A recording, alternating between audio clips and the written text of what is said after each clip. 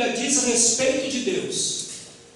Que Ele é o mesmo ontem, hoje e eternamente. O mesmo Deus que operou no século I é o mesmo Deus que opera no século XXI. Amém, meus irmãos? Amém. Portanto, Pedro diz que essa promessa é para vós, para vossos filhos, para os filhos dos seus filhos e tantos quantos vierem. Ou seja, a promessa é para mim e para você. Amém, meu querido? Amém. Portanto, que a manifestação do Espírito não cessou como querem alguns. É porque não estou lendo a Bíblia direito, ou estou lendo uma Bíblia diferente da nossa. Porque a nossa diz que essa é uma realidade para o século XXI. Qual é o problema? É Deus? Não. O problema é o homem que não busca com tanta intensidade como os de lá buscavam. Mas a promessa é para nós. Pedro diz que alguns já têm a vinda de Cristo por tardia. Alguns dentro do nosso meio já nem crê mais que Ele vem. Existem duas grandes realidades entre céu e inferno. O céu existe e é morada dos santos. O inferno existe e é morada daqueles que não se dobram diante do Cristo. Eu coloquei no meu estado de semana. Este aqui, irmãos, é o único inferno que a igreja de Cristo vai conhecer. Amém, meus irmãos? Amém. Vocês me entenderam, né? Este aqui é o único inferno, terra, é o único inferno que a igreja vai conhecer. Este aqui é o único paraíso que os incrédulos vão conhecer. Porque aquele que nos espera, só aqueles que estão com as suas vidas diante do Senhor Jesus Cristo. Amém, querido? Amém. Nós temos dois grandes tribunais. Vamos ver como é que os irmãos estão de Bíblia. Dois grandes tribunais. Nós temos esse de Romanos capítulo 14. Avança para mim aí, irmão. Avança para mim que não vai funcionar aqui. Avança. Avança aqui. Vamos ler esses textos aqui. 2 Coríntios capítulo 5, versículo 10. Romanos capítulo 14, versículo 10. João capítulo 5, versículo 22. Nós temos dois grandes tronos. Vamos ver como é que os irmãos estão de Bíblia. Quem achou o primeiro texto, leia para mim, por favor. 2 Coríntios 5, 10. Porque todos devemos comparecer ante o tribunal de Cristo, para que cada um receba segundo o que tiver feito por meio do corpo, ou bem ou mal.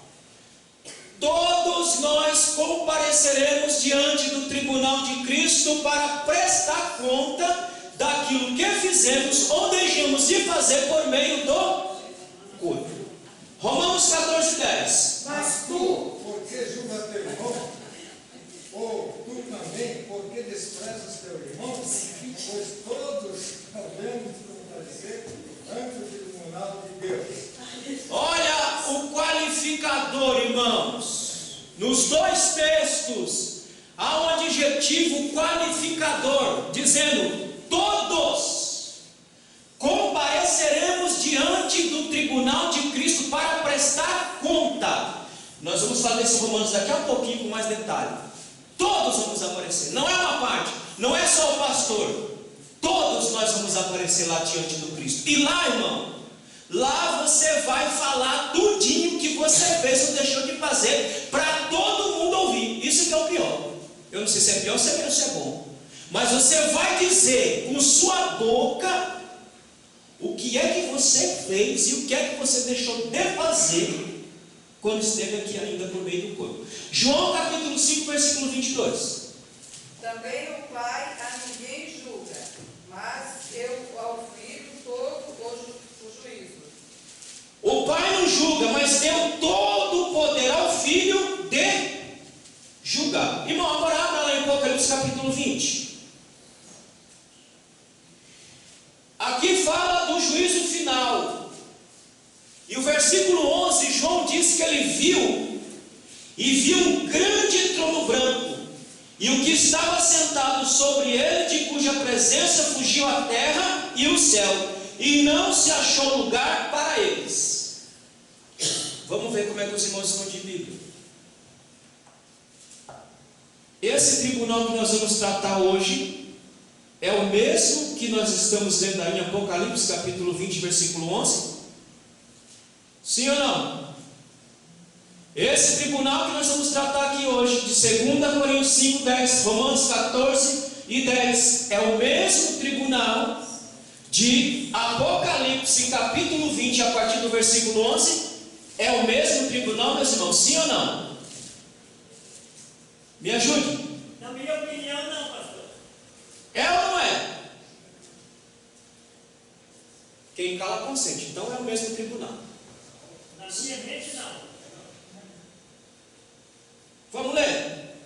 E vi um grande trono branco, e o que estava sentado sobre ele, de cuja presença fugiram a terra e o céu, e não foi achado lugar para eles. E vi os mortos. Presta atenção no versículo 12 em diante. Continua. E vi os mortos, grandes e pequenos, em pé diante do trono. E abriram-se os livros, e abriu-se outro livro, que é o da vida. Os mortos foram julgados pelas coisas que estavam escritas nos livros, segundo as suas obras. Verso 13. O mar entregou os mortos que nele havia, e a morte e o Hades entregaram os mortos que nele havia, e foram julgados cada um segundo as suas obras. 14. E a morte e o Hades foram lançados no lago de fogo. Esta é a segunda morte, o lago de fogo. E todo aquele que foi achado escrito no livro da vida foi lançado no lago de fogo. Você viu aí dizendo que o céu entregou seus mortos no texto? Viram aí? Não. Porque esse tribunal não tem nada a ver com o tribunal de Cristo. Esse tribunal que nós estamos vendo é condenatório. É o juízo final. E sabe qual que vai ser o mais vergonhoso? É que todos os mortos que morreram em rebeldia, em rebelião contra Deus, vão ressurgir nu e vão ficar nu diante do tribunal de Deus só para ouvir a sentença. Neste aqui nós não vamos estar, desde que nós façamos parte do arrebatamento ou da primeira ressurreição. Amém, meus irmãos? Amém. Então esse tribunal nada tem a ver conosco. De Apocalipse capítulo 20, a partir do verso 11, nada tem a ver conosco, porque esse tribunal, ele é condenatório. Esse tribunal, que é o tribunal de Cristo, este não é condenatório. Neste você vai aparecer lá para receber o seu galardão ou não. Nesse você vai aparecer lá para Jesus falar alguma coisa para você ou não. Porque o grande galardão que nós teremos neste dia aí, irmão, é quando Cristo falar para mim e para você: pode entrar, bendito de meu Pai. Porque você fez um bom trabalho, você fez um excelente trabalho. Uns ouvirão isto, outros passarão por esse tribunal, como diz Paulo, e escaparão como que pelo fogo, e não ouvirão uma única palavra da boca do Senhor. Mas eles escaparão como quem escapa pelo fogo por um triz. Então nós podemos fazer uma opção de participar ou desse tribunal, que é o tribunal de Cristo, ou do tribunal de Apocalipse, capítulo 20, versículo 11. Depende da vida que você está levando diante do Senhor. Amém, meus queridos? Amém. Depende do tom, depende da maneira como você conduz sua vida, ou é esse, ou é o segundo. Aí fica a critério de cada um. Avança. Qual é a natureza desse tribunal? Já expliquei. Não é condenatório. Esse não é condenatório. Esse ninguém vai precisar ficar com o pescoço esticando lá na fila. E, é o pastor Luiz que está ali. Deixa eu ver, deixa eu espiar ali. Eita, não passou não. Jogaram ele de cabeça para baixo. Não. Esse não, irmão. Esse, ou ele vai falar do meu trabalho, ou ele não vai falar nada. Eu vou passar e o Cristo vai ficar mudo, e eu vou entrar, mas não vou ouvir uma única palavra do meu Redentor. O bom é que eu trabalhe aqui nessa terra, faça a obra dele, para que eu possa ouvir a voz do mestre dizendo: você fez um bom trabalho, você trabalhou bem, você serviu bem, então pode entrar para tudo aquilo que está reservado para a sua vida. Então o tribunal, que é o assento de recompensa, o que será julgado nesse tribunal? É o julgamento das obras realizadas pelos salvos. Irmãos, ninguém aqui trabalha ou ninguém aqui faz obra para ser salvo. Todo salvo ele trabalha, todo salvo ele produz, todo salvo tem prazer em servir ao Senhor, todo salvo tem prazer em agradar ao seu Senhor. É isso que vai ser julgado lá, é isso que vai ser colocado à prova, como diz Paulo em 1 Coríntios capítulo 3. Quando será? Porque o povo pensa que quando a igreja for arrebatada, Jesus chamar a igreja, todo mundo está pensando que já vai entrar na festa direto. Não é assim não, meus irmãos. Nós vamos ser levados aos céus, a um céu que nós não conseguimos ver.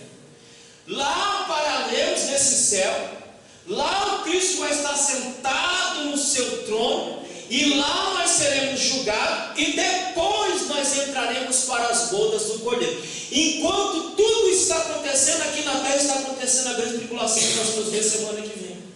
Então, quando a igreja for arrebatada, pararemos no céu, e lá ficaremos, não sei se vai ficar lá um dia, se vamos ficar lá 7 anos, porque é muita gente. E lá nós ficaremos lá, passaremos por esse tribunal, entraremos para as bodas do Cordeiro, participaremos de tudo aquilo que o Cristo tem reservado para nós, e voltaremos com Ele para este dia aqui de Apocalipse capítulo 20, versículo 11, em que nós estaremos ao lado do Cristo, vendo Ele julgar as nações grandes e pequenas, e dar a condenação eterna para aqueles que desobedeceram ao Senhor. Amém? Então quem é que vai participar? O Cristo, que é o juiz, os salvos que serão julgados, e o Espírito Santo, que é o avaliador da obra. É aquele que vai avaliar o meu trabalho, é aquele que vai avaliar o seu trabalho, é aquele que vai dar a sentença final, se o seu trabalho foi um bom trabalho ou foi um mau trabalho. Amém, meus queridos? Avança. Quando ocorrerá? Um evento que ocorrerá após o arrebatamento. Já fomos julgados como pecadores. Nós, irmãos, passamos por 3 julgamentos. Primeiro julgamento, nós já fomos julgados na cruz do Calvário, quando Cristo morreu por mim, por você, dando a vida por mim, por você. Lá nós somos julgados e fomos absolvidos. Por isso que nós estamos aqui hoje, louvando ao Senhor, ouvindo a palavra dEle, sendo revestidos, sendo alimentados pela palavra dEle, porque em Cristo já fomos julgados. Somos julgados todos os dias como filho de Deus. Quem está com a sua memória boa, vamos ler uma coisa aqui, irmãos? Abra comigo, quem está com memória boa. 1 Timóteo, capítulo 4,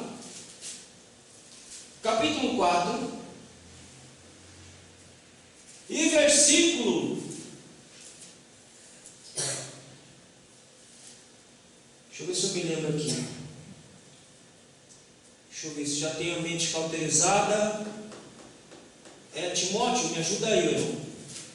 Timóteo, capítulo 4, capítulo 3. Eu não vou lembrar, mas eu vou citar, e chega no caso de vocês leem lá, vocês vão achar o que eu estou falando. Paulo vai dizer que alguns já estão com as suas mentes cauterizadas. Paulo vai dizer que algumas pessoas estão com a mente cauterizada, ou seja, não tem mais a sensibilidade do Espírito para ouvir a voz do Espírito. João vai dizer o seguinte: guarda o que tens para que ninguém roube a tua coroa. Ninguém tem uma coroa sobre sua cabeça. Quando João diz guarde para que ninguém roube tua coroa, João está dizendo guarde para que ninguém roube a tua consciência. Guarde para que o diabo não cauterize sua mente, para que você não se torne insensível à voz do Espírito e não ouça mais a voz do Espírito. Como filho de Deus, nós somos julgados todo santo dia dia, se a minha mente não estivesse sido roubada já, se minha mente ainda estiver sensível à voz do Espírito, a cada erro meu, a cada deslize meu, o Espírito vai me dizer, vai me julgar que eu cometi um erro ali, que eu não poderia ter cometido. Portanto, nós somos julgados todos os dias como filhos de Deus, desde que nossa mente não esteja cauterizada, ou desde que nossa mente esteja sensível à voz do Espírito. Diga. 1 Timóteo 4, versículo 2. Pronto, 1 Timóteo 4,2. Paulo vai dizer aí que alguns já têm sua mente cauterizada. Cauterização, irmãos, o que é? Já expliquei isso aqui. É alguém que tem uma cicatriz no corpo, seja de que natureza for.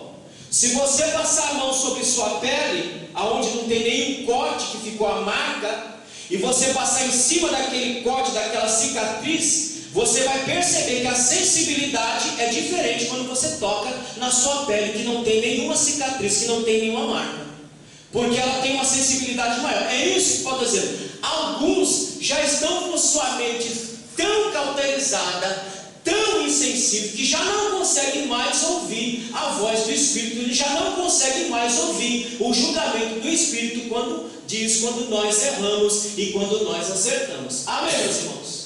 E este aqui que nós estamos falando hoje é o último julgamento pelo qual nós iremos passar, ou seja, aonde nossas obras serão avaliadas. É o hino 17.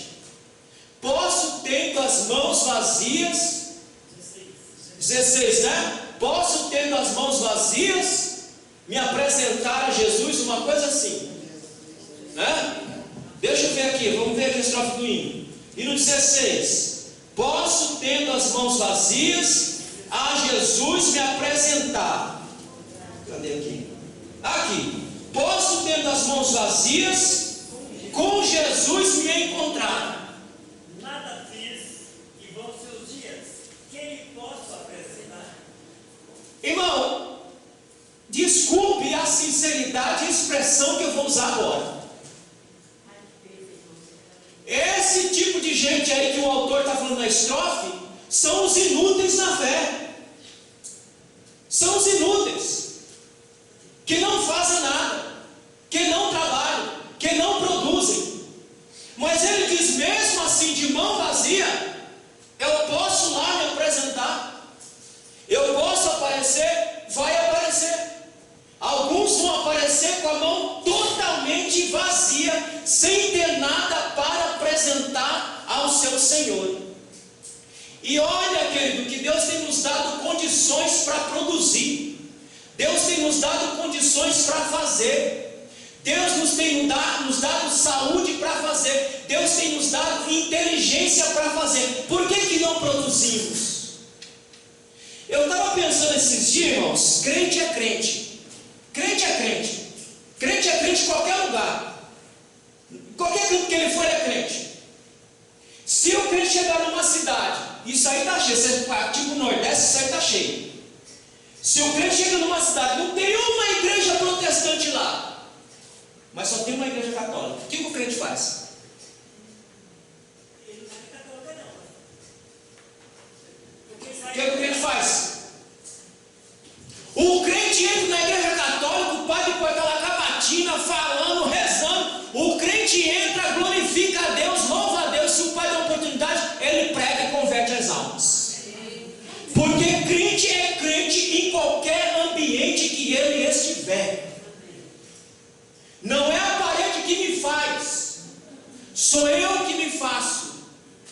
O crente, se não tiver uma igreja católica no terreno de macumba, e se ele for crente de verdade, cheio do Espírito Santo, ele entra lá, estava comendo e o cão descendo, ele entra, pede uma oportunidade, prega, ora, expulsa os demônios e faz ali uma igreja. Amém, meus irmãos? Porque ele é crente, ele é salvo, e o salvo produz, o salvo tem prazer, o salvo tem satisfação na alma de servir a Jesus. Não interessa onde ele estiver. E se ele chegar numa cidade, não tiver uma igreja protestante, e ele for crente de verdade, ele sozinho, ele e a família, se for todo mundo crente, ele e a família institui uma igreja naquele local, e o nome Deus, porque crente salvo, ele produz. Amém, meus irmãos? O crente salvo, ele produz, não interessa onde ele estiver. E ele produz não é para ser salvo, não, porque ele já é salvo. O salvo produz porque já é salvo. Ele faz porque já está com Cristo na alma, já está com Cristo na vida, e ele faz com alegria, com prazer, porque a alegria dele é servir ao Senhor e glorificar o nome do Senhor, porque o crente salvo, ele sabe que uma hora ele vai ter que prestar conta diante de Deus. Sabe qual que é o pavor de muita gente, de crente e descrente? É da morte. Tem muito crente hoje que está preocupado com a morte. Ó, irmão, quiser me dar passagem de avião hoje, irmão, pode me dar que eu pego amanhã e vou.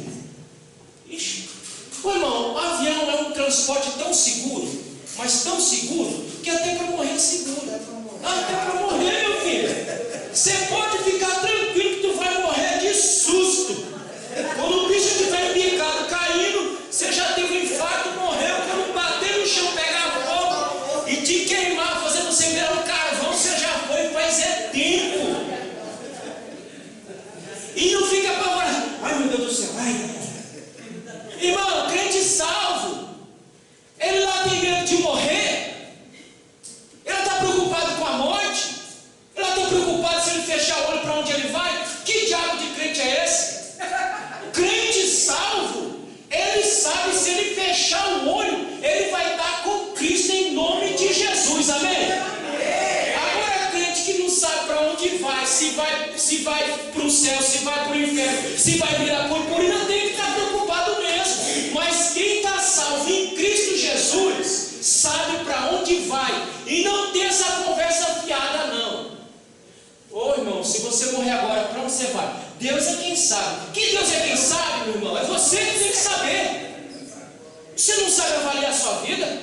Você não sabe avaliar seus passos? Você não sabe avaliar suas atitudes, suas ações diante de Deus? É você que tem que saber. Ele já sabe, você tem que saber. Se ele chamar você agora, você vai estar lá na glória, em nome de Jesus. E vai estar com a mão cheia para apresentar para ele aquilo que você fez, porque você já é salvo, em nome de Jesus. Amém, meus irmãos? Amém. Crente não tem que ficar com essa frescuragem, não. Ih, vai falar de morte. Tem que falar, porque só tem dois jeitos de você ir para o céu: ou se você for arrebatado, ou se você morrer. Ora, ou tem outro jeito que eu não sei.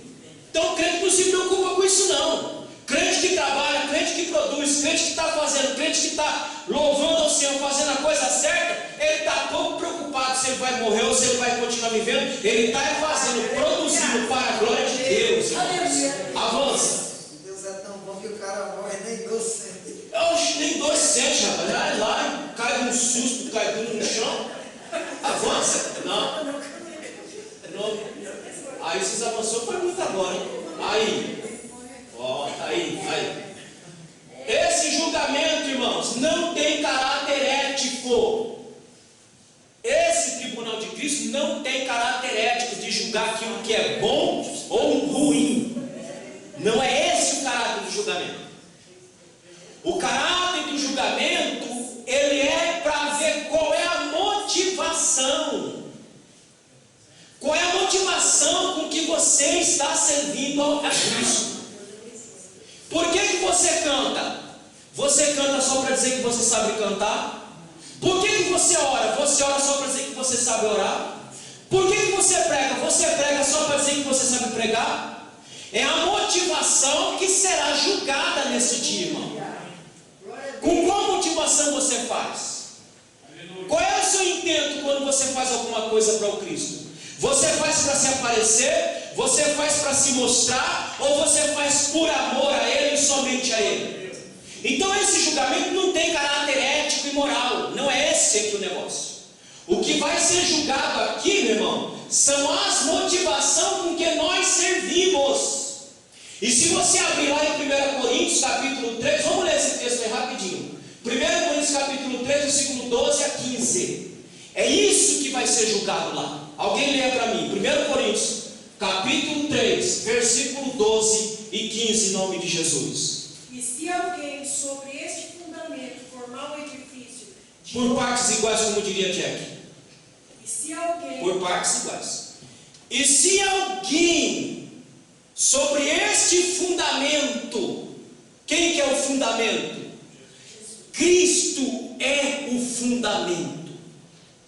E se alguém em cima deste fundamento levantar o seu edifício, veja com quais materiais você vai edificar ou vai levantar essa obra. Continua. de ouro, prata, pedras preciosas, madeira, feno e palha. Pronto, aí das motivações. Ouro, prata, pedras preciosas, fala de motivação. O crente salvo, irmãos, ele serve a Jesus com amor no coração. O crente salvo, ele serve a Jesus com alegria no coração. O crente salvo faz tudo para Jesus com alegria na alma. Crente que serve a Jesus com tristeza, com amargura, com a mera obrigação de fazer, ele está trabalhando com madeira, feno e palha. Ou seja, a motivação, ele não é movido pelo amor, ele é movido por segundas intenções, sabe Deus quais são. Mas a motivação dele não é a motivação correta. A motivação correta é eu fazer com amor, com dedicação, com zelo para o Senhor. Ninguém que serve a Jesus deve servir a Jesus com tristeza, com pesar na alma, com dor na alma. Quem serve a Jesus tem que servir com alegria, com amor, porque é com esse material, com essa motivação que eu tenho que servir a Deus, irmãos. Porque tudo que Ele faz para mim, Ele só faz o melhor para mim. Ou faz aí uma avaliação. Qual foi o dia que Ele me deu alguma coisa à minha boca? Alguma bênção à minha boca? Qual foi o dia que Ele me deu qualquer coisa? Tudo que Ele faz para você, como diz Paulo, é bom, perfeito e agradável. Então o mínimo que eu tenho que fazer é servir a Ele com a motivação correta. Eu sirvo a Deus por amor a Deus e somente a Deus. Se eu servir a Deus por amor a essa placa que está aí fora, a minha motivação está errada. Então, querido, quando você chegar lá no tribunal, essa é a motivação que ele vai ver. Ele vai dizer para você: eu sei com qual motivação você cantou aquele dia. Eu sei com qual motivação você pregou aquele dia. Eu sei com qual motivação você ajudou aquele irmão aquele dia. Eu sei com qual motivação foi. E não foi com a motivação correta. Portanto, você pode entrar, mas você não vai ouvir uma única palavra da boca do Cristo. Mas se a motivação foi servir a Ele com amor, com paixão, com dedicação, então você vai ouvir Ele falar: pode entrar, bendito de meu Pai. Quando Paulo usa a expressão lá, como que por meio do corpo, irmão, presta atenção aqui. Suas motivações vão ser manifestas para todos ouvirem. Aqui nós não sabemos, ou podemos até saber, mas quando estivermos lá no tribunal do Cristo, a sua motivação será manifesta diante de todos e não será escondida de ninguém. E lá todos saberão com qual motivação você fez a obra do Senhor aqui nessa terra. Lá todos saberão se você serviu a Ele com amor ou se você serviu a Ele relaxadamente. Então esse juízo, esse tribunal não tem caráter ético, não vai ser julgado aquilo que é bom, aquilo que é ruim, mas vai ser julgado a motivação. Não será levado em relação quantidade também não, viu meus irmãos? Porque tem irmãos que pensam assim que é pela quantidade do fazer. Não é pela quantidade do fazer, é pela qualidade daquilo que você está fazendo. Você vai cantar? Cante bem. Coloque uma cantoria com qualidade. Você vai orar? Ore bem. Você vai varrer o chão? Varra bem. Você vai pregar? Pregue bem. Coloque qualidade em tudo aquilo que você faz para Deus. Não faça nada meia boca para o Senhor. É melhor não fazer. Se for apresentar meia boca, irmão, não faça. E Deus se agrada desse tipo de gente. Que prefere não fazer do que fazer a coisa relaxadamente de qualquer jeito. Então não é quantidade, é qualidade do que se apresenta diante do Senhor. É isso que vai ser avaliado naquele dia. E é isso que é avaliado todo o santo dia enquanto estamos aqui. Avança. Cristo vai julgar conforme as motivações internas. É por isso que Jesus fala lá em Apocalipse. Se você pegar lá os 3 primeiros capítulos, ele vai dizer: eu conheço as tuas obras.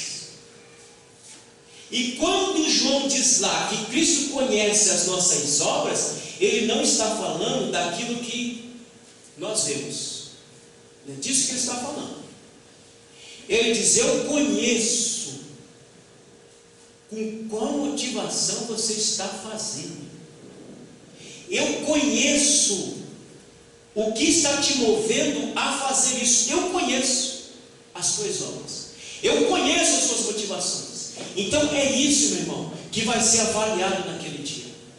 E todos nós temos que nos preocupar com isso, sim. Todos nós temos que ter em nossa mente que um dia nós vamos estar diante dele. E todos nós temos que ter consciência que nós vamos ter que prestar conta para ele, sim.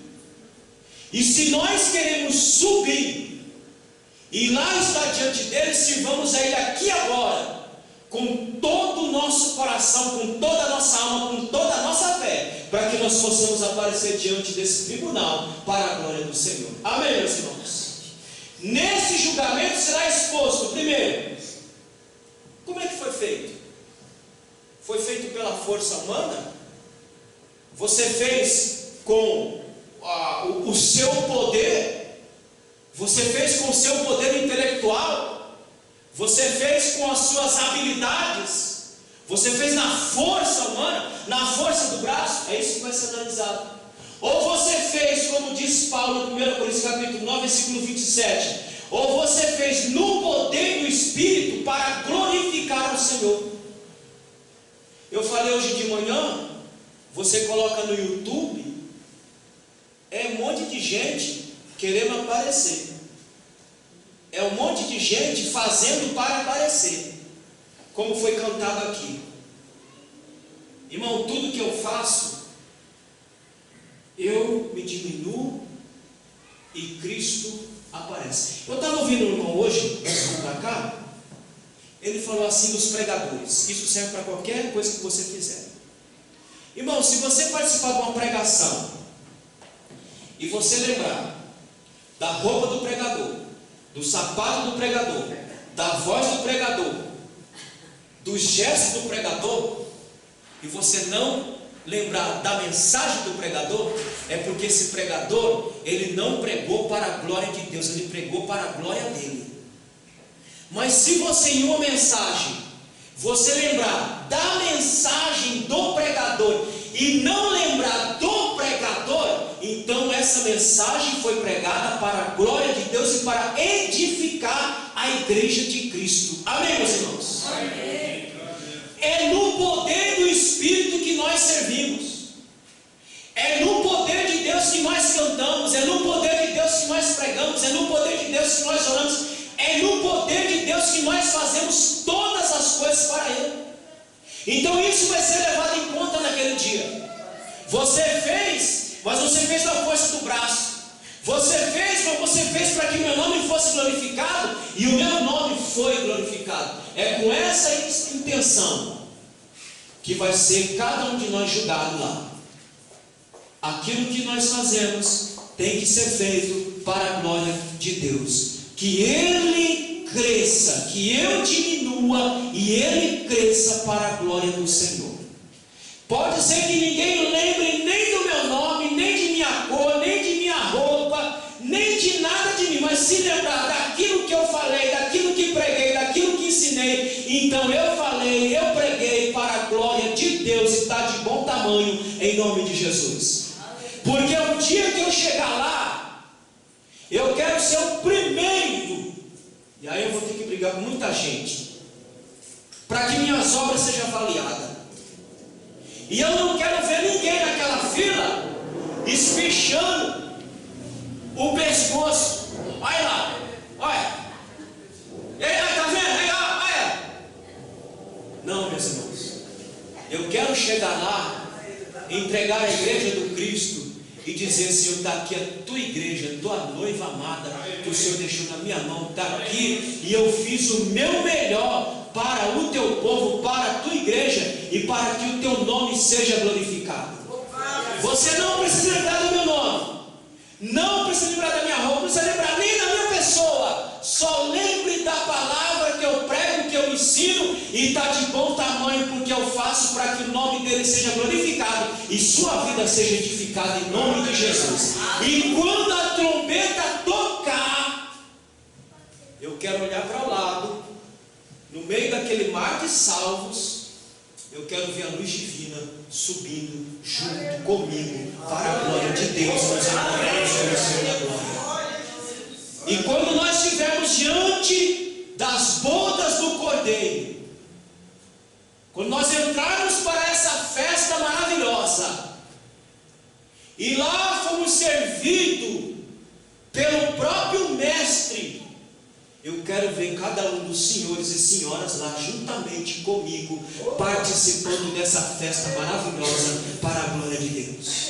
É por isso que Paulo diz que as momentâneas tribulações que nós passamos aqui nesta terra não se pode comparar com o peso de glória que nós vamos receber quando adentrarmos nas mansões celestes. Amém, meus irmãos?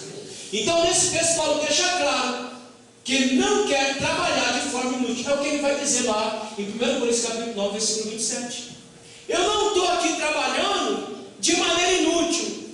Eu não quero trabalhar aqui de maneira que meu trabalho seja nulo para vocês. Mas eu quero trabalhar aqui de tal maneira que esse trabalho glorifique o nome de Deus e que vocês sejam edificados para a glória de Deus. É isso que Paulo está dizendo nesse texto aí, em nome de Jesus. Avança. Opa! Eu gostaria que a igreja, Jesus da Luz Divina, gritasse um amém quando o irmão falou que quer apresentar. Aí, irmão. Um amém para abalar o inferno. Porque, irmão, a coisa está tão difícil. A coisa está tão difícil hoje. E eu posso dizer, o presbítero Carlos é o pioneiro aqui entre nós, ele pode corroborar o que eu vou dizer, que antigamente, querido, como a gente não tinha tanta instrução, e os pregadores falavam: não, naquele dia nós vamos estar diante do trono branco. Irmão, eu dava glória para o lado, eu saltava da alegria. Nós vamos estar lá diante do trono branco, vamos ser julgados naquele dia. E eu dava glória, eu fico: meu Deus, é agora. Não, o trono branco não é para mim, o trono branco é para quem não tem Jesus na vida. Mas a nossa fé era tão pura, irmão, que o irmãozinho começava a falar que Jesus vem, a igreja glorificava, o povo chorava, o povo se alegrava, o povo cantava: ora vem, Senhor Jesus. Hoje a cantilena é outra. Fica aí, Senhor Jesus. Vem agora não, porque tá bom. Meus planos, meus sonhos, meus objetivos. É isso que Paulo disse: se eu esperar Cristo somente nesta vida, eu sou o mais miseráveis dos homens. E você sabe qual é a desgraça na vida de um crente? É quando ele não acredita mais nisso, irmão. É quando a alma dele não vibra mais sobre isso. É quando a alma dele nem pede mais por isso, porque ele quer ficar agarrado nesse inferno chamado terra, porque está tão bom aqui na terra que ele não quer quando Jesus. Mas nós estamos aqui orando e pedindo para que ele venha. Irmão, se eu morrer, escute bem, e eu posso morrer agora aqui. Se eu morrer e vocês estiverem me velando lá, vocês podem ter certeza, aí está um cara feliz da vida, que ansiou e desejou a morte todo santo dia para estar com o seu Senhor. Eu digo como Paulo, eu estou em aperto, porque eu não sei se eu fico aqui ou se eu subo para estar com o Senhor, porque de meu desejo era estar com o meu rei agora, nesse momento, na eternidade, porque esse é o meu objetivo, esse é o alvo de minha vida, é chegar nas mansões celestes. Aleluia. Diz Paulo que hoje eu vejo em partes, mas quando ele vier, eu o verei exatamente como ele é. Amém, meus irmãos? Amém. O que será julgado nesse dia? Daí, será julgado o seu trabalho feito para Deus. O que é que você está fazendo, meu irmão? O que é que você está fazendo em sua vida? O que é que você está fazendo com você mesmo? Qual é a produção que você está dando? O que é que você tem produzido diariamente para Deus? Como é que você tem trabalhado para o Senhor? Ou você vai ficar a vida toda dando desculpa para Deus? Não dá, não posso, não consigo. Irmão, eu sempre converso com o abençoado e digo, outrora você estava na linha de frente. Hoje você está na retaguarda, mas continua servindo ao Senhor na retaguarda. Tem crente que não está nem na retaguarda nem na frente. Está simplesmente parado, vendo o bonde passar. Vendo a vida passar. Sendo que tem condição para trabalhar, força para produzir, inteligência para produzir, e não faz nada para a obra do Senhor. Então é isso que vai ser julgado, que o seu trabalho, que é que você está fazendo. A parábola de Mateus capítulo 20, do verso 1 ao verso 16, o que está em jogo é a qualidade, não a quantidade. Depois chega na tua casa e dá uma lidinha nessa parábola. O que está sendo julgado ali, porque ele pega um trabalhador toda uma hora, e quando está perto de encerrar o trabalho, ele pega mais um trabalhador. E o que foi pegado ao longo do dia questiona o Senhor.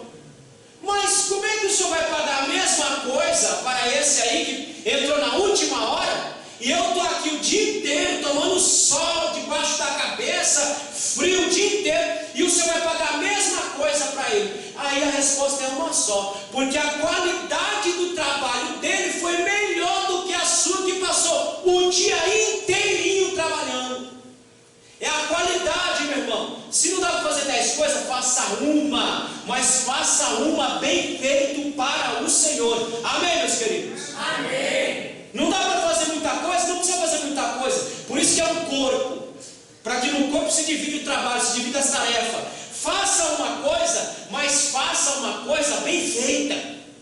Faça alguma coisa que Deus olhe para ti e diga, rapaz, esse aí é crente mesmo, meu filho. Dá uma olhada aí para a qualidade. Dá uma olhada para o naipe desse crente aí. Esse aí é crente. Ele faz uma coisa só, mas ele faz uma coisa, mas vai bem feito, meu filho. Agora olha aquela miséria ali, meu filho. Ele abraçou 10 coisas e não dá conta das 10 e fica apresentando porcaria diante da gente. Meu irmão, se não dá para abraçar o mundo, não precisa abraçar o mundo não. Faz uma coisa só, mas faz uma coisa só bem feita para o seu Senhor, que Deus vai se agradar de você em nome de Jesus. Amém, meu irmão? Amém. Será julgado a conduta cristã. Qual é a sua conduta? Que conduta?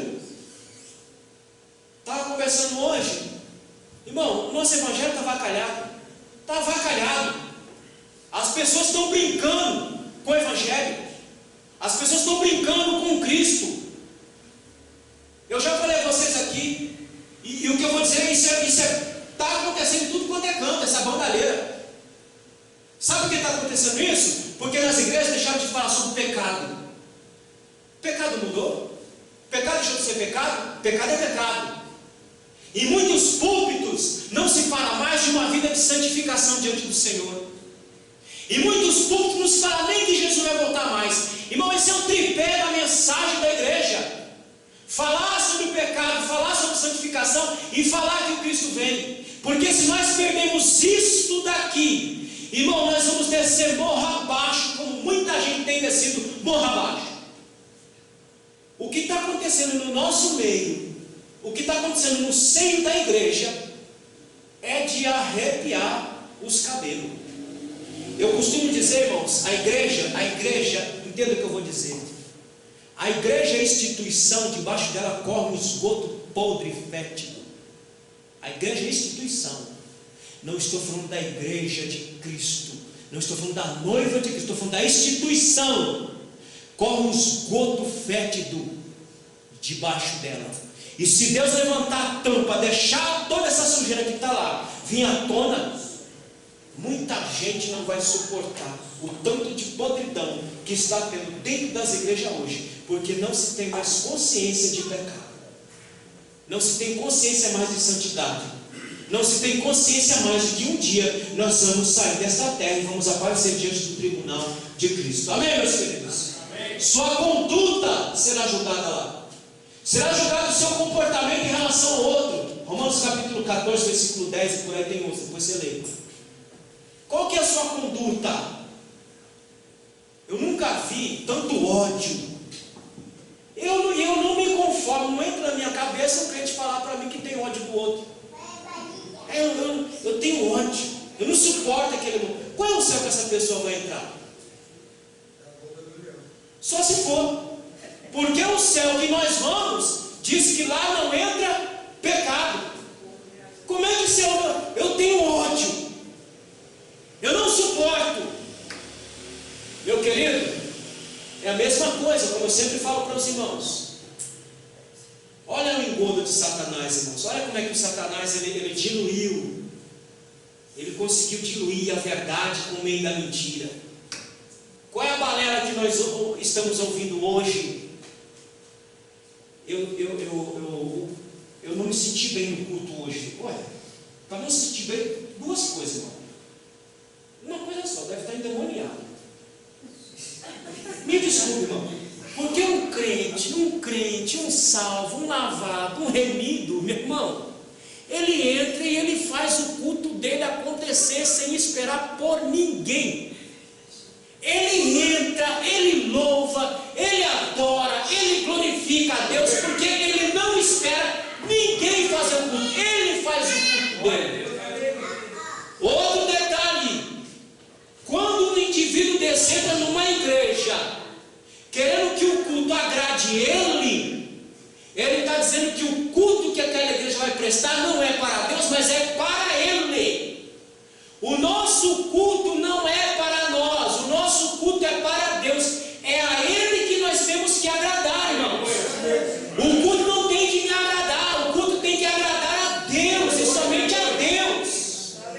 Se você cultuar para agradar ao Senhor, todo mundo cultuar para agradar ao Senhor, então o culto será abençoado. O problema é que cada um entra querendo que o culto o agrade, que o louvor o agrade, que a mensagem o agrade, que tudo que vai ser feito o agrade, e perdeu a dimensão. O culto é para Deus, direcionado para Deus e somente para Deus. Amém, meus irmãos? Amém. Então, quando você entrar aqui, você já sabe. Aqui não é um lugar de você achar um ambiente que vai lhe agradar. Aqui é um lugar que você vai entrar, prestar um culto que agrade a Deus para a glória de Deus. Amém, meus irmãos? Amém. Quando nós começamos a substituir, colocar coisas no nosso culto, é porque a presença de Deus já está indo embora do nosso meio. Quando nós começamos com muita invencionice, que eu quero saber dessas pastoradas, quando essas invencionices empapuçar o povo, o que é que eles vão dizer? Quando esses métodos espúrios não der conta mais, o que é que vai dizer para o povo? O que é que vai apresentar? Porque, irmãos, quem se faz presente em nosso meio é Deus. Aleluia. E para Deus se apresentar em nosso meio não precisa de muita coisa não. Só precisa de uma alma aquebrantada, arrependida, ardorosa por louvar o Senhor, que Ele se faz presente. Eu não preciso pintar a parede, eu não preciso baixar a luz, eu não preciso inventar nada.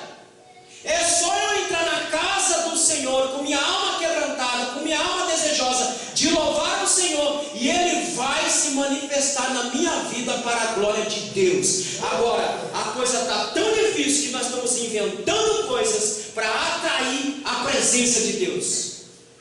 Quem atrai a presença de Deus, meu irmão, não é parede, não é luz baixa, não é nada. Quem atrai a presença de Deus sou eu e você, de uma alma arrependida, devota, voltada para Deus. Ele vai se manifestar em nome de Jesus. Amém, meus irmãos? Amém. Então será julgado o seu comportamento em relação a outro. Pense nisso. E o resultado desse julgamento será perda ou recompensa.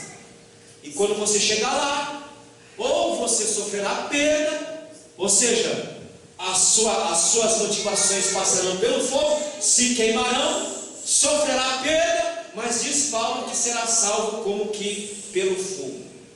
Para os irmãos terem ideia do que Paulo está falando nesse texto, alguma vez aqui dos irmãos passou alguma situação assim, muito difícil, bem complicada, você diz assim, rapaz, aquele dia quase que eu morro. Aí você fala assim, eu escapei por um triz. Já passaram por isso? É isso que Paulo está dizendo. Eu escapei chamuscado. É isso que Paulo está dizendo. Você vai aparecer lá sem nada, de mão vazia? Muito bem, beleza. Mas você vai entrar como que... Você vai entrar assim, ó, irmão. Em vez de você entrar assim de peito aberto, estufado, olha, cheguei, minha gente, estou aqui. Eu tentei entrar se esconder. Vai ter que entrar assim, ó.